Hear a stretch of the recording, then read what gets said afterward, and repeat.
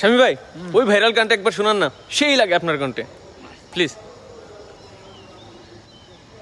কাছের মানুষ দূরে থুইয়া আরে মরি আমি ধর পরাইয়া রে, কাছের মানুষ দূরে থুইয়া আরে মরি আমি ধর পরাইয়া রে,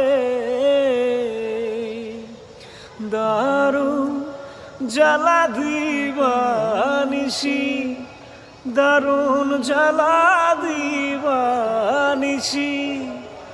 অন্তরে অন্তরে আমার তো সাধের মন বধুয়া রে, কি জানি।